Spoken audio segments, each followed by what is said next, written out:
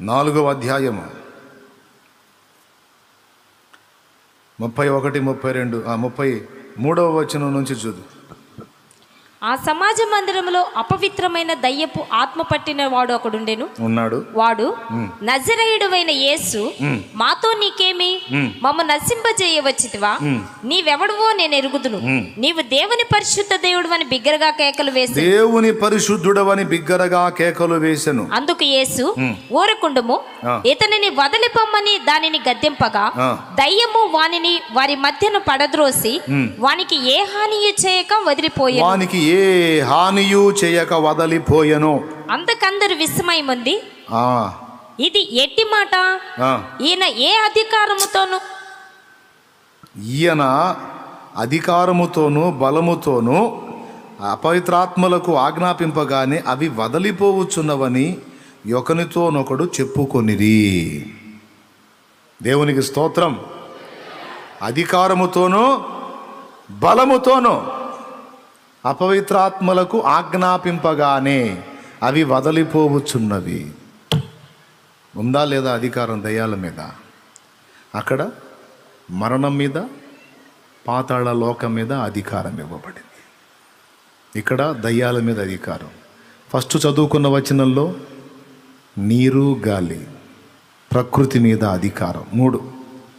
4వది రోగముల మీద అధికారం ఉంది ఆయనకి. దేవునికి స్తోత్రం. రోగాల మీద అధికారం. ఇది శతాధిపతి గుర్తించాడు. మీకు తెలియనిదా? శతాధిపతి దాసుడు పక్షవాయువు చేత బాధపడుతున్నప్పుడు యేసు ప్రభువును అడుగుతాడు కదా, దాసుని స్వస్థపరచమని. స్వస్థపరుస్తానని ఇంటికి వెళ్తుంటే అతను ఏమని కబురు పెడతాడు? ప్రభువా, నీవు నా ఇంట్లోనికి వచ్చుటకు నేను పాత్రుడను కాను, మాట మాత్రము సెలవిము, నా దాసుడు స్వస్థతను అందుతాడు. నేను సహా అధికారమునకు లోబడిన వాడను, నా కింద సైనికులు ఉన్నారు. ఒకరిని పొమ్మంటే పోవును, రమ్మంటే వచ్చును, ఒకరిని ఇది చేయమంటే చేయును. నా కింద సైనికులు ఉన్నారు. నేను ఏది చెబితే అది వింటారు. ఎందుకంటే నేను వారి పై అధికారిని. నువ్వు రోగానికి ఆజ్ఞాపించు, అది వెళ్ళిపోతుంది. ఎందుకంటే నీవు రోగము మీద అధికారివి అన్నాడు. మరి అధికారి అయితే నా రోగం స్వస్థపరచవచ్చుగా? తప్పకుండా స్వస్థపరచవచ్చుగా అనేటప్పుడు అసలు ఎందుకు వచ్చిందో ఆలోచించవచ్చుగా అంటాను నేను. దేవునికి స్తోత్రం. కాస్త గట్టిగా చెప్పండి. అసలు ఎందుకు వచ్చిందో ఆలోచించవచ్చుగా. ఎగస్ట్రాలు ఎక్కువై వచ్చిందా? ఓవర్ యాక్షన్ చేస్తే వచ్చిందా? జిల్లాకు పనులు చేస్తే వచ్చిందా? అసలు ఎందుకు వచ్చింది? మంచిగా ఉంటే వచ్చిందా? హేయమైన క్రియలు చేస్తే వచ్చిందా? పరీక్షగా వచ్చిందా? కాస్త ఆలోచించవచ్చుగా. ఏదన్నా దిద్దుకోవాల్సి ఉంటే కాస్త ప్రవర్తన దిద్దుకోవచ్చుగా, మారు మనసు పొందవచ్చుగా, సరి చేసుకోవచ్చుగా, సరి చేసుకొని అడగవచ్చుగా, అడిగితే ఖచ్చితంగా అది పోవచ్చుగా. అది ఆయన అధికారి. మరి దేవునికి స్తోత్రం. హల్లెలూయా. చెప్పు, గట్టిగా చెప్పు. అది చూడరు. నేను మంచోడే, మరి నాకు ఎందుకు వచ్చిందో? నేను మంచిదాన్ని, నాకెందుకు? మంచోడికి మంచిదానికి ఎందుకు వచ్చింది? ఆయన పిచ్చి బట్టి అనుమతిస్తాడేంది? అసలు ఈ మాటలు అంటున్నావు కాబట్టి వచ్చింది అది. దేవునికి స్తోత్రం. నేను మంచోడే, మంచిదాన్నే కాదు. మత్తయి సువార్త 8లో కుష్ఠరోగి అన్నట్టు అనాల. ప్రభువా, నీకు ఇష్టమైతే నన్ను శుద్ధునిగా చేయి అన్నాడు. ఎందుకు? నాకు ఈ జబ్బు వచ్చిందంటే ఏదో ఇది రావడానికి యోగ్యమైనటువంటి వ్యక్తిత్వం నేను కలిగి ఉండొచ్చు, పాపం నా నుండి జరిగి ఉండొచ్చు, ఏదో నీకు అభ్యంతరకరంగా నేను బ్రతికి ఉండొచ్చు. నాకు తెలుసు నా బతుకు, కాబట్టి ఇది న్యాయమే, నాకు ఈ బాధ న్యాయమే.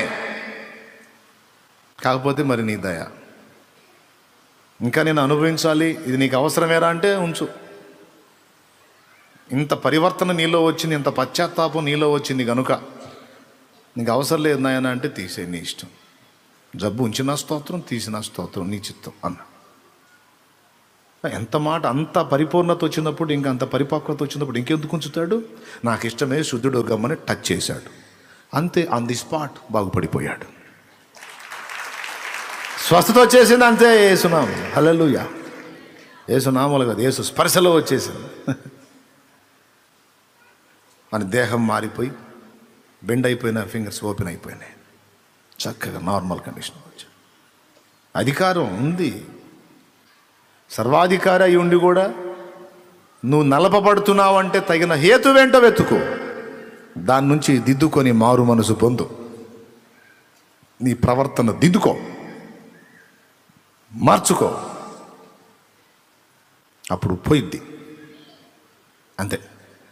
దేవుని దగ్గరికి వెళ్ళి, ప్రభువా నేను మంచివాడిని కదా నాయన, మంచిదాన్ని కదా నాయన అంటే, నువ్వు మంచివాడి మంచిదాన్ని, నీకు అంతే ఉండాలి అంట.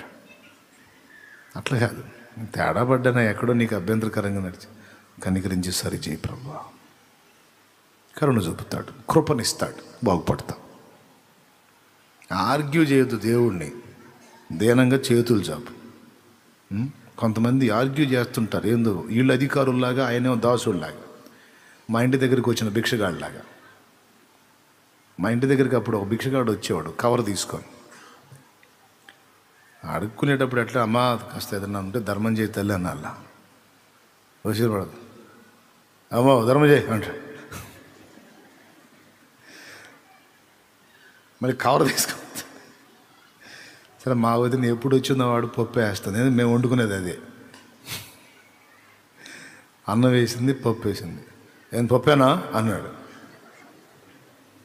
అంది. ఏదమ్మ రోజు